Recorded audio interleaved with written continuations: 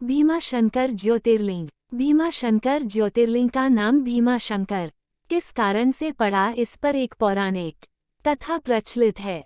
कथा महाभारत काल की है।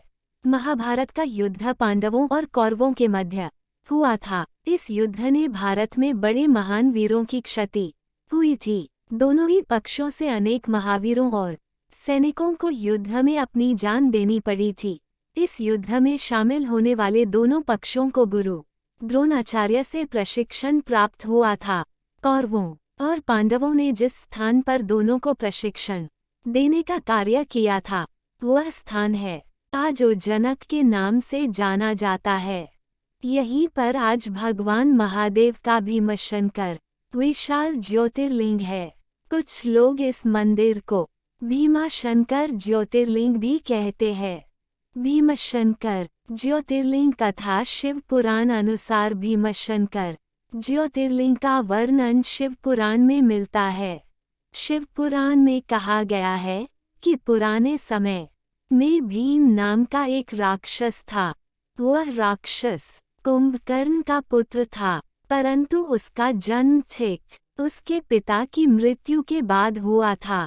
अपनी पिता की मृत्यु भगवान राम के हाथों होने की घटना की उसे जानकारी नहीं थी। समय बीतने के साथ जब उसे अपनी माता से इस घटना की जानकारी हुई तो वह श्री भगवान राम का वध करने के लिए आतुर हो गया। अपने उद्देश्य को पूरा करने के लिए उसने अनेक वर्षों तक कठोर तपस्या की। उसकी तपस्या से प्रसन्न होकर उसे ब्रह्मा जी ने विजयी होने का वरदान दिया। वरदान पाने के बाद राक्षस निरंकुश हो गया।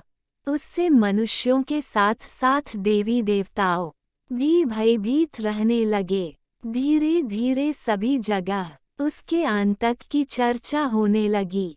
युद्ध में उसने देवताओं को भी परास्त करना प्रारंभ कर दिया। जहां वह जाता मृत्यु का तांडव होने लगता। उसने सभी और पूजा पाठ बंद करवा दिए। अत्यंत परेशान होने के बाद सभी देव भगवान शिव की शरण में गए। भगवान शिव ने सभी को आश्वासन दिलाया कि वे इसका उपाय निकालेंगे। भगवान शिव ने राक्षस को नष्ट कर दिया। भगवान शिव से सभी देवों ने आग्रह किया कि वे इसी स्थान पर शिवलिंग रूप में विराजित हो। उनकी इस प्रार्थना को भगवान शिव ने स्वीकार किया और वे भीमाशंकर ज्योतिर्लिंग के रूप में आज भी यहाँ विराजित है।